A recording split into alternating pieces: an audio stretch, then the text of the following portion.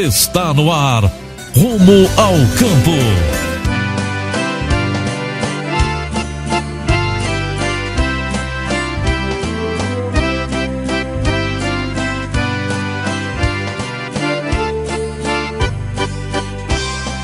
Dall'Italia noi siamo partiti.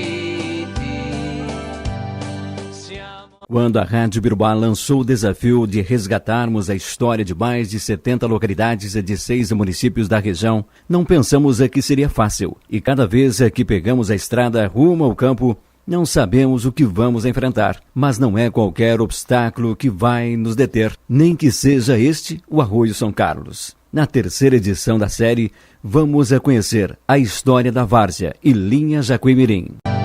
Siamo partiti col nostro onore,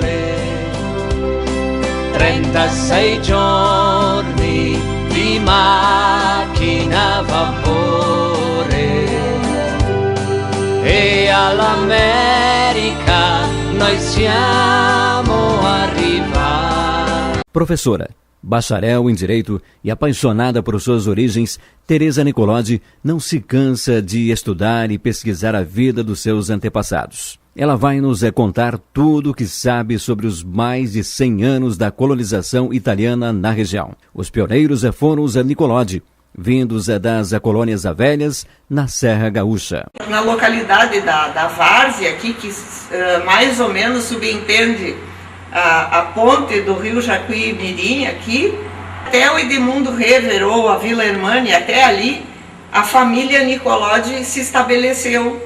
Eles chegaram, no início foi perto do Rever ali que eles se situaram. E depois eles começaram a comprar os lotes e preparar. Então, aí veio toda a família e começaram os casamentos. Em 1903 também a família Ciprandi, Bonato e depois Dalmolin. Uns ficaram na parte da agricultura, outros criação de gado, mas não era a cultura deles o gado. Na família Ciprandi, digamos assim, era mais a indústria. O nome da localidade está relacionado à sua localização, às margens do rio Jacuimirim. O rio não tinha passagem. Eles faziam a volta, tinha a cachoeira ali embaixo, que era a parte mais baixa do rio. Então foi o meu avô, com os filhos, construíram uma balsa aqui onde é a ponte. E ali eles faziam, tem ainda o sinal da estrada velha, para o lado de cada ponte, onde eles faziam a travessia de gado, de carroça, de caminhão. As correspondências vinham ali também, então meu avô distribuía de carroça pelas propriedades. Então eles ficaram muitos anos, até ser construída uma ponte de madeira. Então chegaram, isso aqui tudo era mato, e começaram a fazer aquela infraestrutura básica, né, para sobrevivência. Daí dentro dessas necessidades básicas, então uma serraria, o moinho, tinha a selaria também, daí a construção de igreja, a construção de um local para a escola, né, e foram crescendo. A parte de alimentos, assim, ó, se um matasse um porco, dividiam, porque depois quando o outro matava, também passava um pedaço. Como não tinha geladeira, não tinha luz elétrica, não tinha absolutamente nada. Nós tínhamos o lampião, a querosene, depois foi colocado assim os cataventos, onde carregava a bateria, e quando chegava a visita, então a gente acendia a luz. A minha mãe dizia que ia um preceptor, que era o professor que ia nas casas e ficava 6 meses e ensinava todos os da casa a ler e escrever. A primeira capela foi construída mais de 30 anos depois. No início, os fiéis precisavam se deslocar de Aranha a Ibirubá, na época, colônia General Osório. Seu Florestino Nicolodi testemunhou tudo. A primeira seria em 38 ou 39, que eu Eu frequentava a escola é pro lado de baixo, tá bem na frente aqui. Escola de baixo, escola antiga, né? Mais ou menos na mesma época foi construída a escola. No meu tempo era Olga Cameira, Santa Alegrete Caetano e Bantivoli, e a última foi a dona Celina do Bonato. Era no tempo que os professores batiam, ó, usavam a régua, né? Ó, foi uns 30, eu acho, 40, não me recordo bem. A imigração resultou na miscigenação de raças e também de costumes.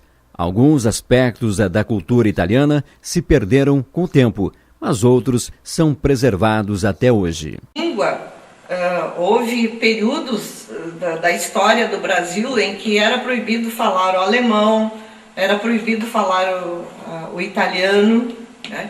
Então isso contribuiu muito para que as pessoas perdessem esse hábito. Elas só falavam dentro de casa, fora elas não falavam, até por medo de represálias políticas na época. Bom, mas quanto à preservação, eu acho assim, ó, que ficou muita coisa, né? Em termos da gastronomia, a massa, a polenta, a fortaia, né, que é o ovo, né, batido, assim, seria o omelete, o salame, o costume assim de verduras, de legumes. Isso aí é uma coisa que na nossa mesa não pode faltar. O radite, a alface, a cebola, a comida bem temperada, né? Nós temos o hábito do tempero, a comida é feita com tempero caseiro, o capelete, o brodo, que é o caldo da galinha, né? Aqui a minha mãe costurava para os 10 filhos, fazia casaco, calça, camisa, roupa de cama, tudo. Aqui tem incrustado aqui, ó, o desenho da trena, tá? É um trabalho assim, isso aqui é uma preciosidade que vestiu todos nós até surgirem as confecções prontas. Tem mais de 100 anos.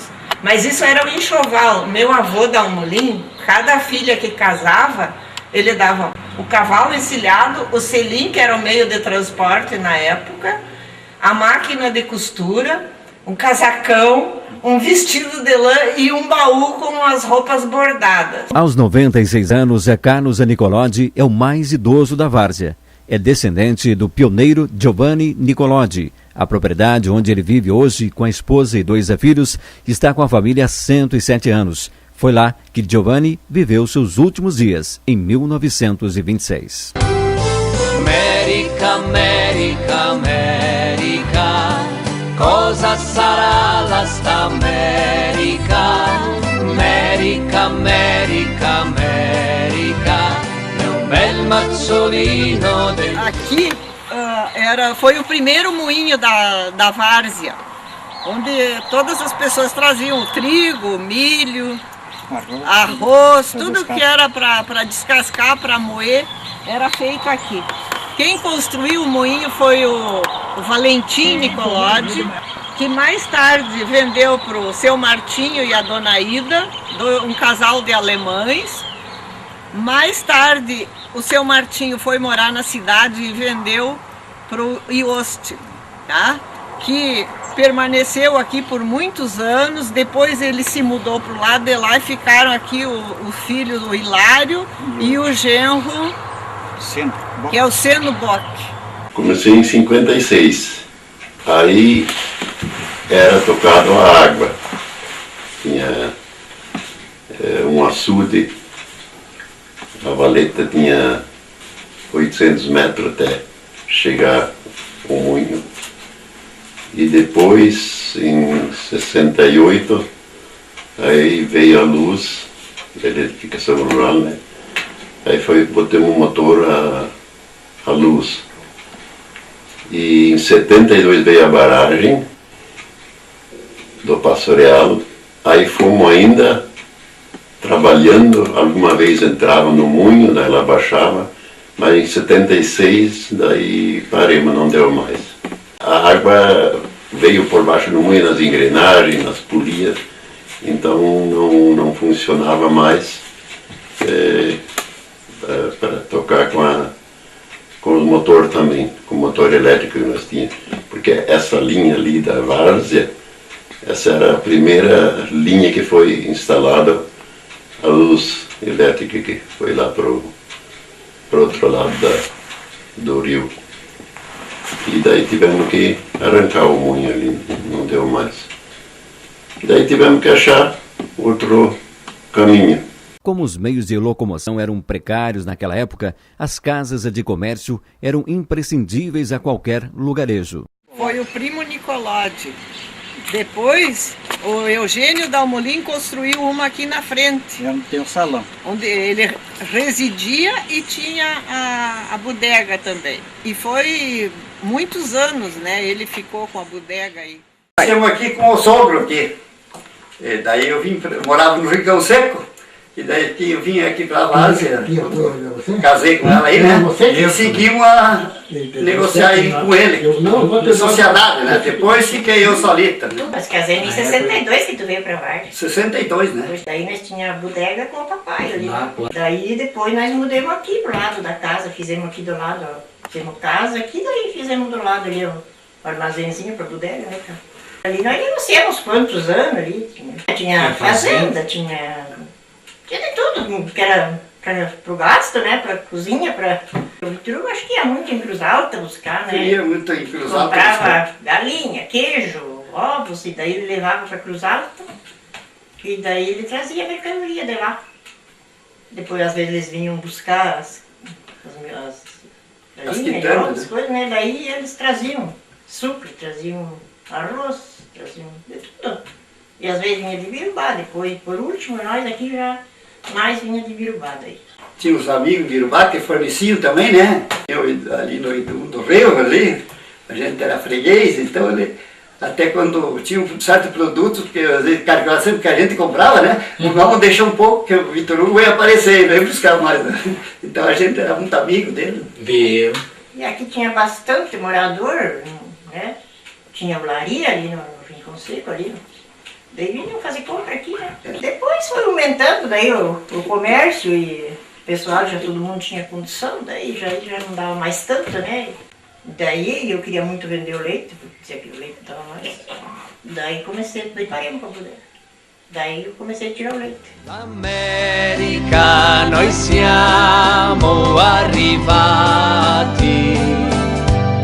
non abbiamo trovato né paglia e né fieno, abbiamo dormito sul nudo terreno. Foi aqui que